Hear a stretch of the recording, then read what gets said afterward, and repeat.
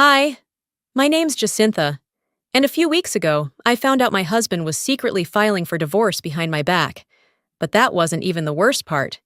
He'd been moving money, our money, into accounts I didn't even know existed, planning to leave me with nothing, while smiling at me across the dinner table. It started with a whisper in the middle of the night, and what I uncovered after that, it changed everything.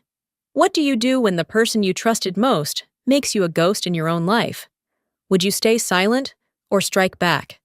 I woke up thirsty, the kind of dry-mouth discomfort that won't let you fall back asleep. I didn't check the time. I knew it was late. The kind of late where everything's still except for the things that shouldn't be. Our bedroom was cold. The windows had been cracked open from earlier that day, letting in the spring air that still carried a bite. I reached for my robe, slid my feet into slippers, and padded softly down the hallway, hoping not to wake Declan. But I didn't need to worry about that. He wasn't in bed. As I turned the corner past the living room, a faint light spilled from the kitchen. I slowed my steps, pausing just outside the doorway. I heard his voice. Low, controlled, the way you speak when you don't want to be overheard. "No, she has no idea," he was saying. "It's already filed." My spine stiffened. There was a long silence. Then I heard the sound of his thumb flicking over his phone screen. Another quiet sentence. "Just let the paperwork work for itself." I didn't move. I didn't even blink. Declan had never taken calls at night. Not like this. He didn't whisper. He didn't hide. And yet, here he was, speaking as if he was planning something I wasn't supposed to hear. I stayed in place long enough to catch my breath turning shallow, my pulse in my ears. Then I stepped back quietly and slipped into the hallway. By the time I got back to the bedroom, I could hear him coming down the hall behind me. I crawled back under the covers, turned away from the door, and steadied my breathing. The mattress shifted under his weight. I felt the tension in his body for a split second before he let out a relaxed sigh and settled in, as if nothing had happened. I closed my eyes and didn't say a word, but my mind was screaming. Morning came, and Declan got up before I did, just like always. He said he had an early meeting downtown and left without breakfast. I watched him walk out the door like he hadn't planted a bomb the night before. After the door clicked shut, I sat at the kitchen table, staring at the same chair where he'd whispered those words. Something about the way he said, "It's already filed," had sat in the back of my brain like a splinter I couldn't ignore. I wasn't stupid. I knew what divorce papers sounded like, even when you dressed them up in legalese. I also knew Declan wasn't just some impulsive husband having second thoughts. He planned everything, his calendar, his investments, even our grocery list. If he'd said it was filed, that meant it wasn't just an idea. It was in motion. I walked back to our bedroom and sat at his desk. Declan kept his personal laptop there, closed but not locked. He never assumed I'd look. And I hadn't, not in all these years. But today was different. The moment I lifted the lid, the screen came to life. No password prompt. His inbox was open. It felt like breaking into a church, sacred but necessary. I didn't search. I just glanced through the tabs. That's when I saw it. A drafted email, never sent, titled "Divorce Filing Strategy." I clicked. My stomach tightened. Inside were bullet points. File in Travis County to limit delays. Begin withdrawal of accounts. Slowly, avoid joint account freeze. Split into temporary subholdings. Schedule mediation after 30 days. Keep her uninformed until filing is confirmed. There was more. Advice from someone named Martin that read like it came from a lawyer who'd done this before. If she challenges you, claim miscommunication. Stay calm. The court likes composed men. I didn't cry. I didn't scream. Instead, I forwarded the email to myself. Then I deleted the draft from his account and cleared the browser history. I sat there for a minute, staring at my reflection in the black screen. Something inside me fractured, but something else sharpened. The old me would have confronted him that night, asked questions, demanded truth. The version of me that sat there now didn't need answers.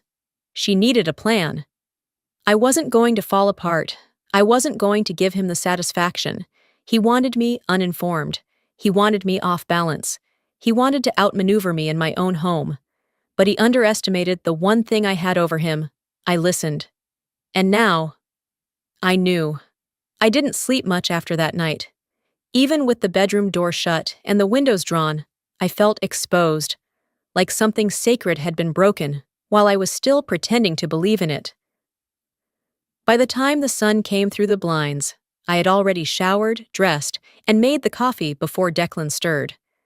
When he walked into the kitchen, he looked refreshed, humming to himself as if he hadn't just detonated a grenade under our marriage. "Morning," he said casually, pouring himself a cup. "You're up early." I smiled, just enough to make it believable. "Couldn't sleep." "Too much on your mind?" I stirred my coffee, watching the way the cream folded in. "Something like that?" He leaned against the counter, arms crossed. "So listen, I was thinking, it might be smart if we went ahead and combined all our accounts. Just to simplify things, in case something ever happens. Emergencies and stuff." I paused, just for a second. Not long enough to give away anything. Then I nodded slowly. "That's considerate." He smiled, satisfied with himself like a man who believed he was 2 steps ahead. "I can take care of everything. Just need your login for the retirement account and the secondary savings. We'll make a spreadsheet, keep things clean." I watched him sip his coffee, relaxed. He really thought I'd just hand it all over. Declan had always been good at delivering bad news inside good manners. He didn't shout. He didn't threaten. He simply made suggestions that weren't really suggestions, decisions disguised as teamwork. "Let me look at a few things first," I said lightly. "Then we can talk through it." "Of course," he replied, as if the outcome was already written. "No rush." He left for the office around 9, after making a call out on the patio. I pretended to read emails at the dining table, but I was listening through the screen door. I couldn't make out every word, just enough. "It's moving." "Yeah, she's not pushing back yet." By 10, he was gone. I moved through the house slowly, intentionally, like I was checking a body for signs of life. Everything was still in place. Our framed vacation photos, his running shoes by the front door, the bills he never paid stacked neatly on the counter. But something about the air felt thinner, as if the house had already started emptying itself of what was real. In the kitchen, I noticed a sheet of paper pinned to the fridge. I hadn't seen it there the day before. At first glance, it looked like a basic printout. Colored blocks, headings, bullet points.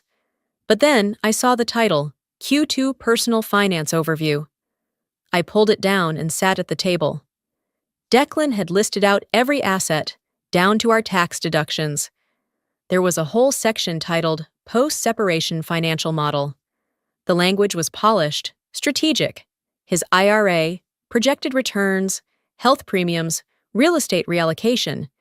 There was nothing under joint planning, not even a placeholder. There wasn't a single mention of my name, not in the headers, not in the footnotes, not even in the section marked Household Obligations. Just one quiet erasure, neatly typed in 12-point font. I stared at the paper, fingers pressing into the edges until they curled. This wasn't about filing for divorce anymore. This was about vanishing me from the future he was still planning to benefit from. Quietly, neatly. As if I had been a chapter he could footnote and skip. As if I hadn't sacrificed time, energy, and parts of myself he never even thanked me for. I laid the sheet down and stood up, slow. Walked over to the trash. Folded the paper twice. Dropped it in. Then I walked to my room and opened the bottom drawer of my dresser. The one with the documents he never cared to ask about. Birth certificate, college records, employment contracts, a bank account he never knew existed. Funny how men like him think they're the only ones who know how to keep secrets. I didn't cry. I didn't storm out. I wrote down 2 things on a legal pad. 1. Do not engage. 2. Move before he thinks you can. He'd already started building a life I wasn't supposed to notice until it was too late. But now that I had, I was going to make sure he never forgot it. I folded the paper into my purse and closed the drawer softly, as if the contents inside could hear me thinking. The weight of those documents, things he never cared to ask about, suddenly felt like the only thing anchoring me. The rest of that day moved in slow stretches. I washed the dishes that had piled up. I watered the plants. I answered 2 emails for work, both of which I read twice before replying. Anything to keep my hands busy while my mind sprinted. That night, Declan came home later than usual. Said traffic was a mess on Lamar. He talked about some client who needed him to redo a pitch deck last minute. I nodded, like a good listener, like the woman who didn't know the truth. He went to bed early, exhausted. I lay next to him for an hour, eyes open, heart steady, mind full. By morning, I had a plan. After he left for work, I waited until the front door shut and the garage door rumbled closed behind him. Then I pulled my laptop to the kitchen table. I hadn't looked at our joint accounts in months, maybe longer. Declan always handled that part. He liked being the numbers guy, and I let him. Until now, I logged in.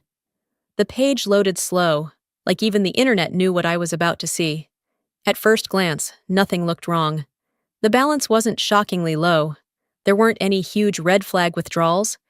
But as I clicked into the transaction history, a pattern started to form. A few hundred here, a few hundred there. Not enough to be noticed, but enough to be deliberate. Transfer reserve. Vendor holding fee. 3p allocation. It read like financial static. Codes meant to confuse someone who wasn't supposed to ask questions. But I was asking now. I opened a blank spreadsheet and began to copy each suspicious transaction over. Color-coded, labeled by date, totaled by month. April, flagged to $200, May, $2,450, June, $1,875, July, $3,100. It wasn't the total that got me, it was the regularity, like someone making payments on a plan. Quiet, methodical, premeditated. Then I Googled one of the transaction descriptions, 3p allocation services. The first result was a financial advisory firm based out of Delaware. Shell companies, asset reallocation services, discrete support for personal transitions. I didn't need to read further. He wasn't just filing for divorce, he was funneling resources. It hit me then. I wasn't just being removed from his future. I was being financially ghosted before the ink even hit the paperwork. My fingers hovered over the trackpad. I closed the laptop slowly, stood up, and walked to the sink. The morning light had shifted across the countertop, and the silence in the house pressed in from every corner. I leaned against the counter and stared at the toaster, seeing nothing. How many times had I shrugged things off? The Bluetooth calls in the backyard. The networking dinners where he came home without a receipt or a real story. The time he said, "It's just a tax thing," when I glanced at his screen and he closed the tab like it burned. I told myself I was being paranoid, that I didn't want to be that wife. The nag. The overthinker. But that wasn't it. I hadn't looked closer because some part of me, the part that still remembered what he used to be, didn't want it to be true. Now I had no choice but to see.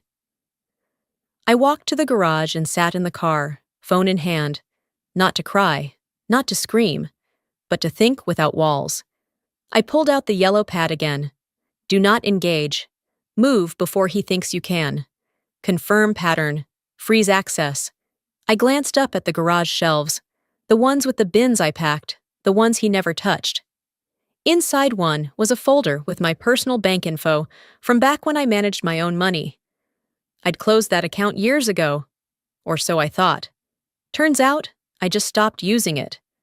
But it was still there, still open, still mine. And now, it was going to be my exit hatch. I drove to the credit union just after lunch, parked in the back lot, went inside with a scarf around my shoulders and a smile that didn't quite reach my eyes. The woman behind the desk looked up, polite. "How can I help you today?" I slid my ID across the counter. I need to reactivate an account and move some money, discreetly.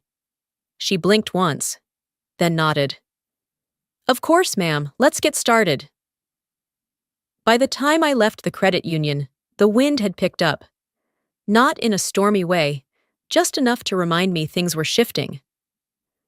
I drove home with the windows down, letting the breeze tangle my hair and cool the back of my neck. I didn't turn on music. I needed the quiet to think.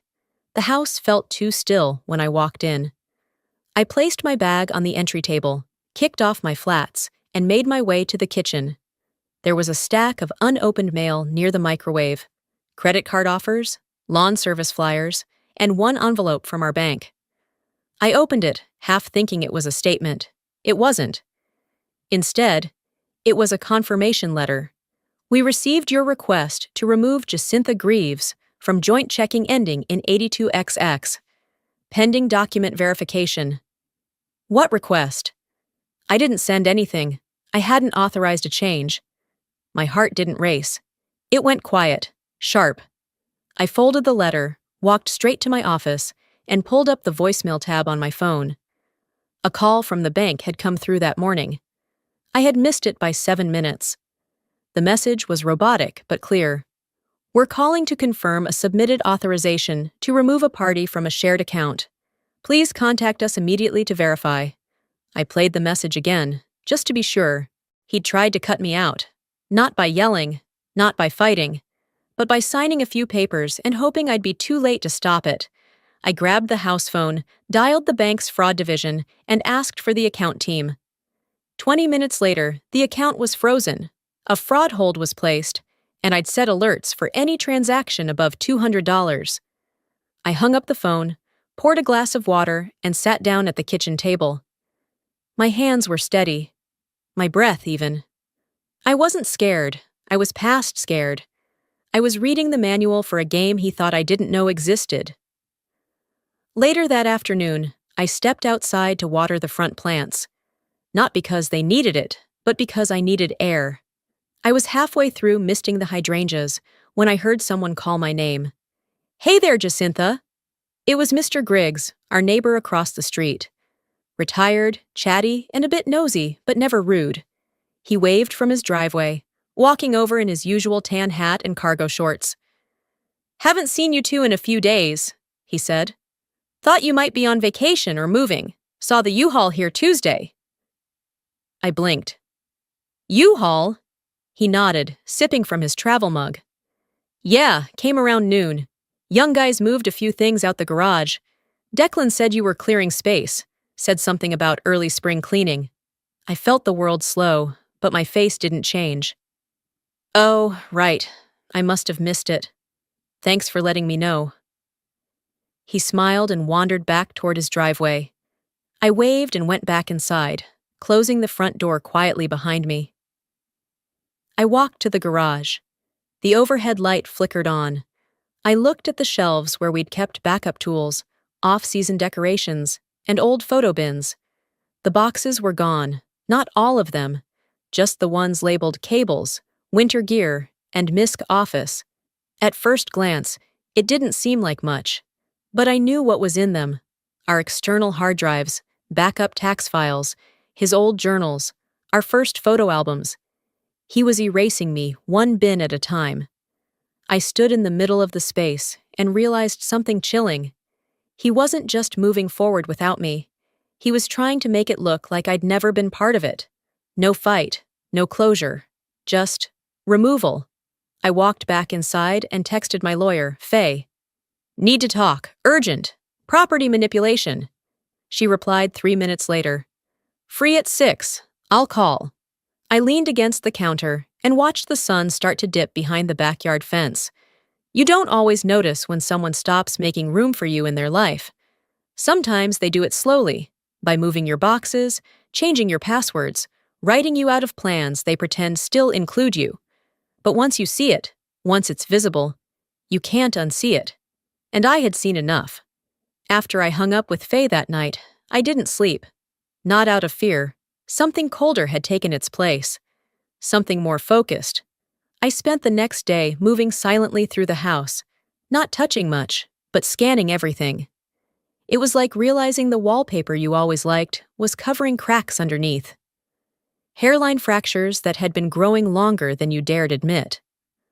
Around mid-afternoon the next day, while I was rinsing off a plate in the sink, a soft ding echoed from the other side of the kitchen. I turned to see my old iPad light up on the counter. I hadn't used it in over a year, maybe 2.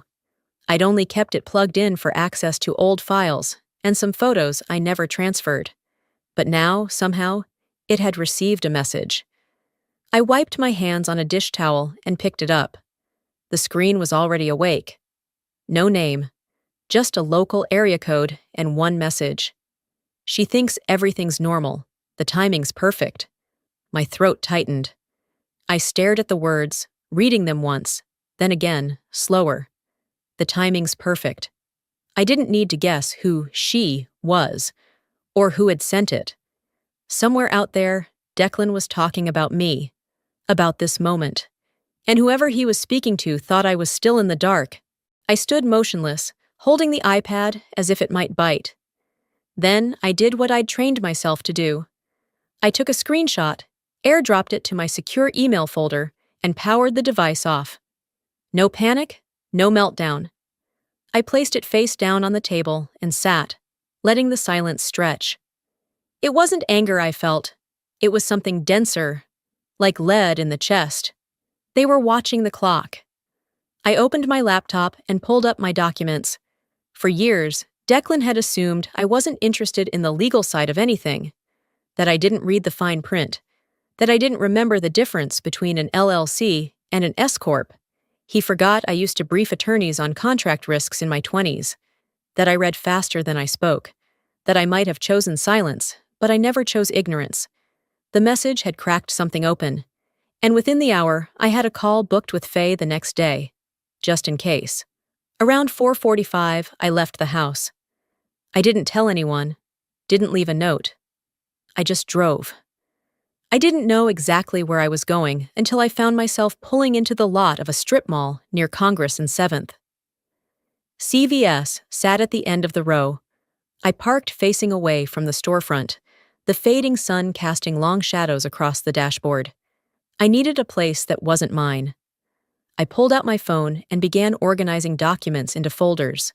Proof of income, property ownership records, a timeline of joint expenses and shared purchases. I labeled each one cleanly, precisely.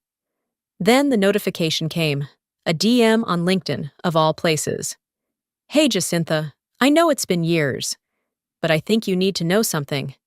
The name hit me like a glass of cold water. Harper Vexley. We'd been in the same section at law school. She'd always been brilliant, quiet, observant. We weren't close, but I trusted her instincts even then. Her next message followed within seconds. "I can't say much over chat, but I consult part-time for a firm in Wilmington. Your husband has been moving money. Delaware LLC. It's structured to dissolve quickly. You should check the filings." I stared at the message, feeling my heartbeat shift into something new. Certainty. This wasn't a marriage falling apart. It was a dismantling. Quiet. Legal. Calculated. And now, someone outside the walls of our home had confirmed it. I didn't reply to Harper, not right away. I didn't need to. Instead, I dialed Faye's office. Her assistant answered, "Hi, it's Jacintha Greaves. Tell Faye I'm ready to file a formal inquiry on financial concealment. I'll send the documents tonight." The assistant didn't ask questions. She just said, "Got it. She'll prep the packet." I hung up, then leaned back in my seat. In the space of 2 days, I had gone from suspicious wife to active witness, from waiting for the blow to preparing the defense. Declan was right about one thing. The timing was perfect, but not for him. The next morning started like it had so many times before. Coffee, quiet, and a little sunlight cutting through the blinds. But under all that routine, I knew what had to be done. After double-checking the files I sent to Faye the night before, I packed a manila folder with supporting documents, income verification, statements, screenshots. I tucked it into my bag and left the house without saying a word. Declan was at the gym, like clockwork. He always went around 8. Same playlist, same routine, same sense of invincibility. The bank branch I chose wasn't the one closest to home. It was one we rarely used, tucked between a dry cleaner and a dentist's office off Lamar. The parking lot was half empty. I liked that. Less chance of someone noticing something they weren't meant to. Inside, the walls smelled faintly of lemon polish and old carpet. The man at the front desk asked how he could help. I told him I needed a private meeting with someone from account services. Nothing urgent, just something that needed a little discretion. Within 15 minutes, I was seated across from a woman named Carmen. Her blazer was a little too large for her frame, but her voice was steady, and she listened like someone who'd seen worse. "I need to transfer all funds from this joint account," I said, handing over the folder, "into this trust account. All of it. Today." She reviewed the documents, scanning through names, dates, authorizations. I watched her eyes flick across each page, occasionally glancing up at me like she was trying to gauge how much I knew. "Do you have the original trust paperwork?" I slid it across the desk. "Pages are signed and notarized. You'll see the stamp on the third sheet." Carmen nodded slowly. "All right, everything looks legitimate." She paused just a second too long. "Can I ask, has the other party been notified of this move?" I met her eyes. "Not yet, but he will be, eventually." The rest happened quickly. Wire authorizations, closing forms, confirmation emails. I didn't flinch once. I wasn't worried about getting caught. I was too far past that. When she handed me the final printout, she hesitated. "Are you okay?" I smiled, soft but deliberate. "Now I am." I walked out of that office $30,000 lighter on paper, but I'd never felt more in control. Back at home, I let the silence wrap around me. I didn't play music. I didn't turn on the TV. I just sat, waiting. At 6:12 p.m., the knock came. 3 short taps. Not rushed, not hesitant. I opened the door to a man in a navy jacket holding a slim envelope. "Mrs. Greaves?" "Yes." He handed it to me. "You've been served. Have a good evening." I took it without a word. Closed the door, turned the deadbolt. Inside, I sat on the couch and opened the envelope. I expected some grand gesture, an apology wrapped in legalese, or at least something resembling decency. What I got was a clean, overly formal petition for divorce. Structured paragraphs, legal boilerplate, a neat list of assets, each item followed by a percentage Declan believed he was entitled to. He had even broken down our accounts line by line. Joint savings, $84,200. I laughed. Not loudly, just a sharp exhale.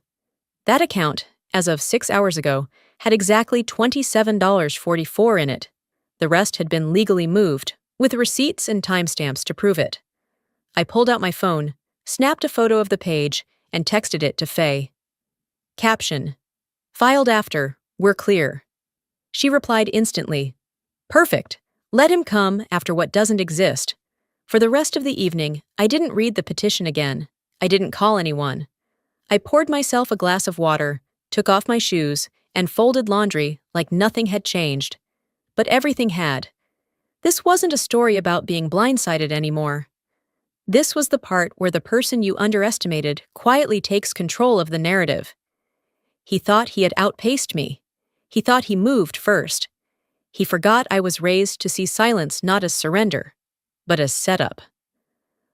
5 days later, I walked into the courthouse like someone showing up to settle a quiet business dispute. Calm on the outside, layered armor underneath. The mediation room smelled of polished wood and recycled air, the kind of space built for civil conversations that begin with pleasantries and end with settlements disguised as victories. Declan was already seated when I arrived, dressed in a light gray suit he only wore to impress people he hoped to intimidate. He didn't look at me when I entered, didn't smile. He was pretending this was just another transaction. I wasn't playing that part anymore. Faye sat beside me, composed, a folder in her lap. Across from us, Declan's lawyer, a man named Rick Ford, had his arms crossed, leaning back like this was already in the bag. It wasn't. Rick started the meeting by listing off expected assets. He spoke with the confidence of someone who thought the opponent didn't read beyond page 2 of a contract. His voice was steady, his tone casual, like this was inevitable. We'll be requesting 50% of the joint savings, plus an equal division of retirement accounts and business holdings based on pre-2017 contributions. Faye waited. She didn't blink. Anything else? She asked politely, flipping open our file. Yes, Rick continued.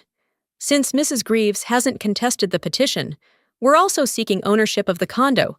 It's been Declan's primary residence.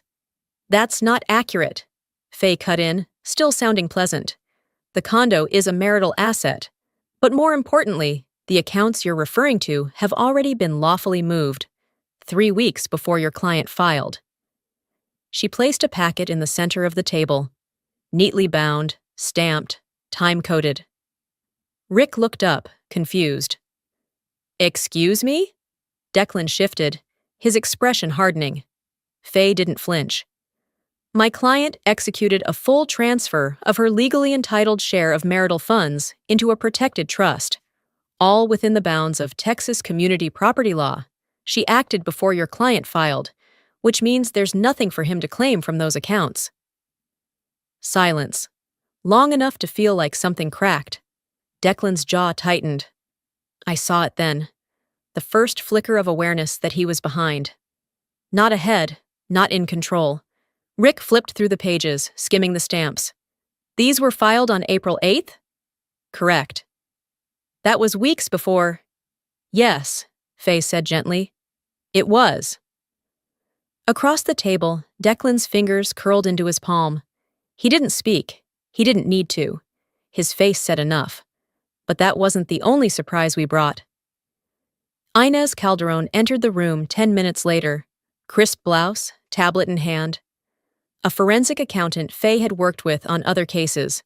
Quiet, exacting, brilliant. Rick looked confused. Who is this? Faye didn't even look up. Our financial verification expert. She reviewed your client's asset disclosures.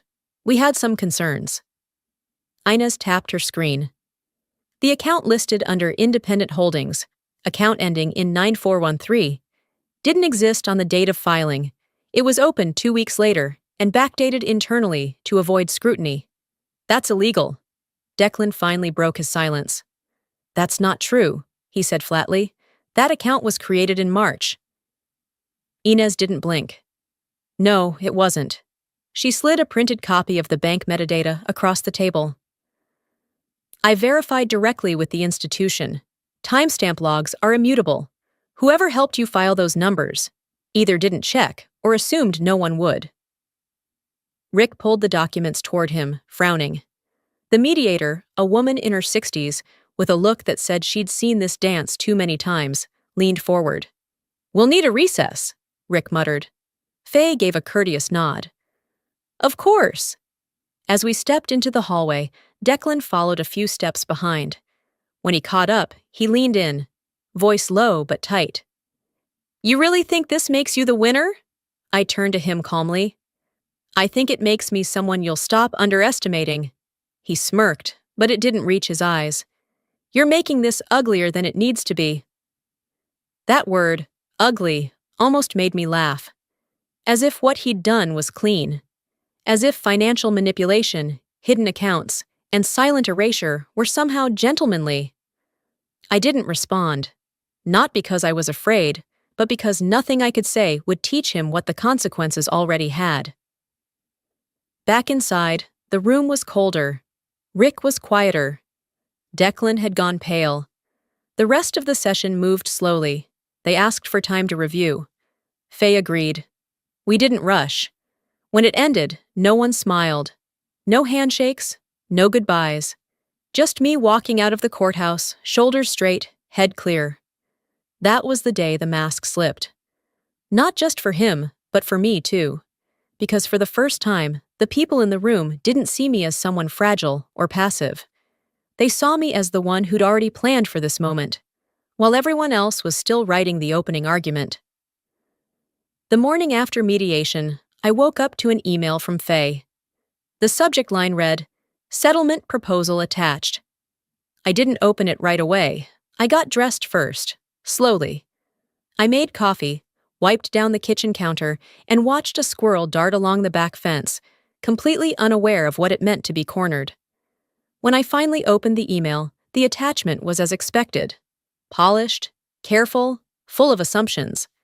Declan's team was offering what they called a reasonable and amicable resolution, 30% of assets, a non-disparagement clause, an NDA covering the events of the past 6 months, financially, legally, and personally. In exchange, no lawsuits, no further public action. It was wrapped in corporate speak to avoid unnecessary emotional distress and protracted legal expense.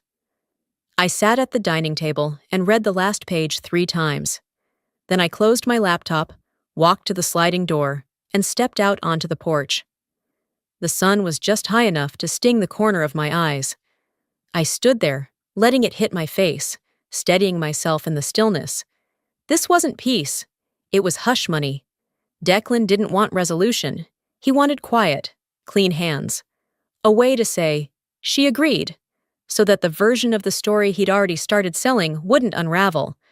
But I hadn't come this far to be edited out with polite signatures and legal courtesy. I walked back inside, reopened the email, and typed 2 words. We decline. I hit send, then texted Faye. Sent the response. Let's finish this the right way. She replied immediately. See you Friday. Courtroom 3C. We have the floor. The week passed with a strange sense of calm. Declan didn't call. Didn't show up unannounced. His silence wasn't respectful. It was strategic. He was waiting to see if I'd fold. He was about to be disappointed. Friday came, and the courtroom was as sterile as every other legal space I'd stepped into these past few months. Neutral walls, stiff chairs, and fluorescent lighting that made everyone look exhausted. We didn't speak before it started. He avoided my eyes. I didn't offer him a single glance. The hearing moved quickly. Faye summarized our position with precision. No dramatics, just facts. When the judge asked if I had anything to add before finalizing the motion, I stood up. It wasn't planned. Faye looked at me, surprised but trusting. I stepped forward. I'm not here for revenge, I began, my voice steady. And I'm not asking for more than what's right. But I do want the record to reflect something that's not in the financials or filings. The judge nodded. Go ahead, Ms. Greaves. I let the silence hang long enough for everyone to look at me, especially Declan.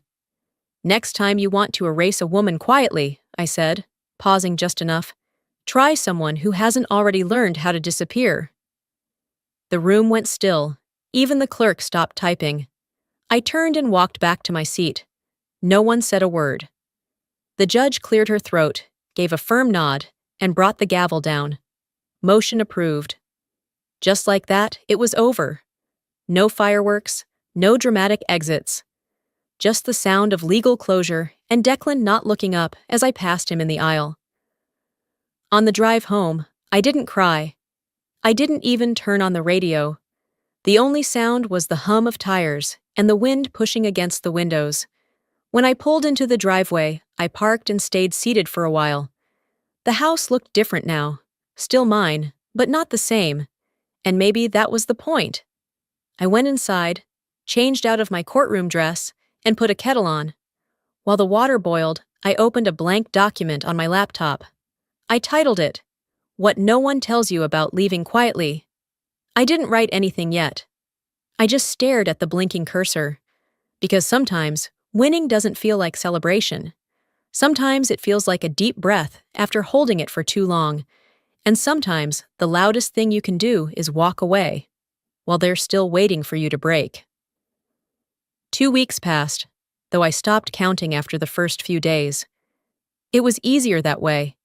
Easier to let the structure of a new life settle in without constantly looking at the clock like something was supposed to return. The apartment was smaller than the house. Just 2 bedrooms, open kitchen, tall windows that made the afternoon light spill in like it was trying to say, "This is yours now." The balcony overlooked part of downtown, just far enough from the noise, but close enough to see movement, to know life kept going. I stood there now, barefoot, a mug of tea in my hands as the wind tugged gently at my sleeves. Boxes sat stacked in the corner behind me, not untouched, but opened halfway. Not because I was stalling, but because I wanted each thing I placed on a shelf to matter, to feel chosen. I didn't want to carry the past into the future like clutter. I'd done enough of that already. My phone buzzed on the table behind me. I walked inside, picked it up, and saw a message from Faye. Final paperwork has been stamped and filed. You're officially done. Just like that. No parade, no champagne, no one waiting outside to tell me congratulations. Just a soft ding, a text, and a woman in her 40s standing in a space she paid for, finally alone. I poured the last of my tea into the sink and rinsed the mug. I didn't cry. I wasn't sad, not exactly. There was an ache, but it wasn't grief, it was release, like when your shoulders finally drop after carrying something for too long. I sat on the edge of the couch, picked up my laptop, and opened the file I had created after the court hearing. What I wish I knew before I stayed too long. I stared at the blinking cursor again. This time, I started typing. Not a memoir, not a tell-all, just lessons, quiet truths. A list of things women don't say out loud, because we're taught that survival is supposed to be silent. That if you handled it with grace, it meant you didn't suffer. I wrote the first line. You can be smart, capable, loving, and still be lied to. Then the second. And that doesn't make you foolish, it makes you human. Outside, a car horn echoed faintly below, followed by a child's laughter somewhere in the distance. I paused, listened, and for the first time in a while, didn't brace for anything to fall apart. I thought about Declan, where he might be now. If he was sitting in some office pretending none of this had touched him. If he was back in our old house, walking through rooms he once tried to claim with legal jargon and empty charm. I didn't hate him, not anymore. He had built a version of himself that couldn't bear the weight of being truly seen, and when I saw him anyway, he folded. He didn't lose in court. He lost long before that, when he believed being loud made him right, and that my silence meant surrender. Rumors had started, not because I opened my mouth, but because people notice. His colleagues, our mutual acquaintances, they'd started piecing it together. Quietly, Declan didn't face prison, or handcuffs, or headlines. Just something worse for a man like him. The slow erosion of credibility. And I didn't need to watch it happen. I texted Harper. Thank you, I'm good now, really. She responded with a simple heart emoji. No words, no questions. That was enough. I logged out of my email and shut the laptop. Later that evening, as the light faded into something softer, I pulled a small frame from one of the boxes. It held a photo from a trip to Santa Fe. Just me, from a time before Declan, sitting on a stone wall, laughing at something the camera didn't catch. I placed it on the bookshelf, dead center. Not because I missed the person I was, but because I wanted to remember she still existed. I've stopped measuring my worth in how well I endure. I don't need my story to be impressive, just honest. This wasn't a revenge arc, it was reclamation. Not every story ends with a standing ovation. Some just end with peace, a quiet apartment, a clean start. And maybe that's the real victory. I used to think silence was something passive, that if you didn't scream, if you didn't make a scene, you were weak, an easy target. But now I know better. Silence, when chosen, is a form of strength. It's where clarity begins. It's where self-respect speaks the loudest. What I went through wasn't just about a failed marriage. It was about remembering that I was never meant to be erased from my own life. It was about reclaiming my voice, quietly, deliberately, and on my own terms. If you're watching this and you've ever felt dismissed, overlooked, or pushed out of something you helped build, let me tell you this. You are not invisible. You are not crazy. And you are never too late to take your power back. I'm not a lawyer. I'm not a therapist. I'm just someone who finally stopped hoping he would change and started believing that I could. What about you? Have you ever been in a situation where you felt like someone was writing you out of your own story? What did you do? Or maybe, what do you wish you had done differently? I'd love to hear your story. Drop a comment below and let me know where you're watching from. If this video hit home for you, press 1 in the comments or tell me how you connected with it. And if it didn't resonate, that's okay too. Tell me why. This is a space for honesty, not perfection. If you'd like to hear more stories like this, real, raw, and deeply human, make sure to subscribe to the channel and turn on that bell icon so you never miss what comes next. Thank you for being here. And remember, sometimes the strongest thing you can do isn't to fight back, it's to walk away without ever looking over your shoulder.